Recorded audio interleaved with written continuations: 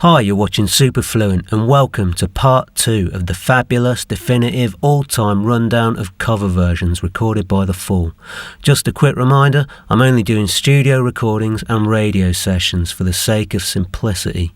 So, to pick up where we left off, in at number 39, it's Strangetown, the Groundhogs.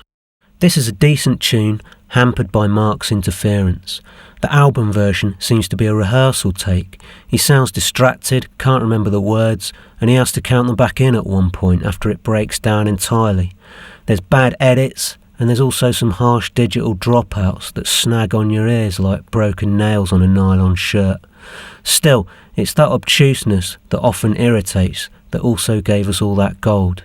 There's an outtake version of this, and it's more polished, but at the same time more stiff, somehow lifeless. The method is visible in the madness. Walk Like a Man, Frankie Valli. This started out as a straight cover before getting new lyrics and being renamed Breaking the Rules. The story goes that the band was short of a song for the album Full Heads Roll. A young woman on a work placement at the studio wrote songs under the name Beck Walker, and one of her lyrics was set to this tune and recorded. The story makes no sense though. At 55 minutes, Full Heads Roll runs long, if anything. Also, folding Walker's lyrics into an existing cover that could have padded out the album as it stood is an odd response to the problem. Maybe it's just some kind of obscure joke from Smith. Walk Like a Man, rewritten by a girl called Walker. It's a cheesy tune, with one of Mark's contrarian mixes that slices all the bottom end out of it. But on Heads Roll, that actually comes as a relief after all that big rock bluster that comes before it. Also, these moments where Mark breaks character to sound this cheerful are always fun. Groovin with Mr. Bloe, Mr. Bloe. Played as a medley with Green-Eyed Loco Man in Peel session number 23, this one gets by mostly on charm. The band here sounded good. Jim Watt's bass sound especially, which was the only one that ever seemed like it might rival Hanley's for power and personality. The original tune manages to keep things interesting while also being variation number 3 million on a set of stock chord changes. The Fall's version replicates this. There's more variation in these 90 seconds than in a lot of their 6-minute numbers. The whole band chipping in on vocals and Mark's Chewbacca reference all help to jolly it along. Jingle Bell Rock, Bobby Helms. There's a fairly dismal fall Christmas playlist to be had if you want it. They did 6 Christmas or Christmas adjacent tunes by my count, and only No Christmas for John Keyes was properly good. This is another radio session track that gets by, if it gets by at all, on something resembling charm. A Ramones-paced version with keyboard drums. They rewrite the music as a bad-tempered cod metal scribble that's over and done within a minute. This is probably the first tune in this rundown where the Fall actually improves slightly upon the original. You give them points for energy and general absurdity. Gameboy, Anori Moi. The Fall do metal is a hell of a one-line pitch, but it's entirely fitting that when you hear the song, you realise it's not a sincere attempt, more the kind of toothless metal a non-rocker might do, to show they could do heavy too if they really wanted. This is a very divisive track, partly because Mark's using his growling voice, and partly because of one particularly nauseating line, of the sort detractors say should have been beneath the great Mark E. Smith. Although at the end of the day he did it, so it wasn't. I like this track though. It's bananas, it's a bit much, it's got a great chorus, and it sounds unlike anything else they ever did. Junkman, the Groundhogs. There's a lot here to dislike, if you're so inclined, or rather 2 things served in generous helpings. Carl Burns bellowing a tuneless comedy impersonation of a guitar part, and lashings of improvised kazoo.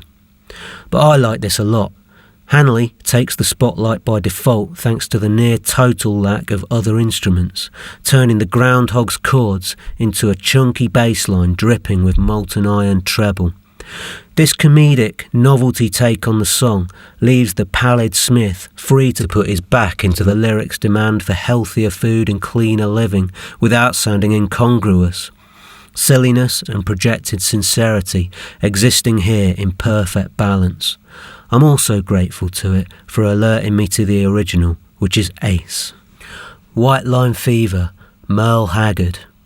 Originality equals theft plus lack of talent, goes one formula. Earlier Fall lineups embodied this idea. They lacked the technical chops to mimic other genres accurately, so regardless of what they attempted, they always sounded like themselves. This track by a later band shows us the wisdom of Mark's old maxim that too much skill holds you back. It just sounds like a competent stab at country. Yeah, it's fluffed in places, but only because Mark used an early take on purpose instead of the retake you hear the band calling for at the end. With players this slick, how do you know it's even the Fall if you don't leave a few mistakes in? You could be listening to anyone. Mark sounds knackered on this, to the point of ghostliness, but it ranks relatively highly because the combination of his fatigue with the jaded lyrics is strangely moving. Also, the fact that the reverberated chunk of banter at the end sounds exactly like the kind of clean-cut yucks you'd find padding out an early Beach Boys LP is oddly hilarious. Popcorn double feature, The Searchers. This one starts badly, with a jaded Smith atop a band swimming apparently in vain against a current of crappy early 90s synth strings. Fragile hope appears in the bridge, however. These unpromising elements start to gel, and by the chorus, with an arresting shift to minor, they've saved themselves entirely from being swept away. A weary, almost sort of gem, although it really misses the harmonies from the original. F-Oldin Money, Tommy Blake. With drums that sound in the best possible way, like cardboard boxes being thrashed in a public lavatory, this one has bags of energy, especially from Mark, who, having recently kicked away his last few musical crutches one spiteful punt at a time, seems to have been feeling a rare need to prove himself. The original record is basically summertime blues transposed to adulthood, complete with identical deadpan rejoinders to the singer's forlorn hopes, but the innocent concerns about getting off work early to see your gal replaced with the stresses of being turned down for loans and trying to control your temper enough to stay out of jail. This sidesteps some of the 12 bar's usual numbing inevitability by omitting the third chord, and the Fall add enough zip that it threatens to become greater than its formulaic parts. It's stopped short of true greatness only by a certain stiffness, and by failing to go anywhere. Hark the Herald Angels Sing, Charles Wesley, Mendelssohn, etc. Christmas with Mark E. Smith trundles on towards the burnt desserts. Another cranky rendition from the same session as before. This is a version bent out of shape by malign hands.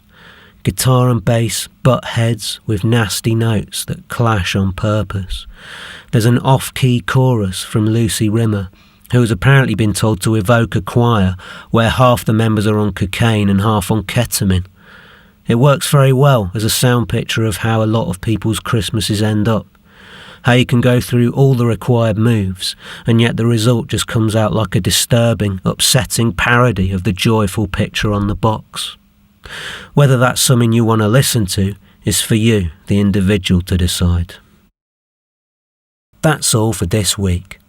Part 3 of this series drops or lands or comes out on the 13th of January, although you can hear it right now if you sign up to the £4 per month tier on Patreon, which includes early access to the next 3 weeks of quality stuff. And as ever, clicking like and subscribe is the key to a healthy, happy, rash-free existence. Until next time.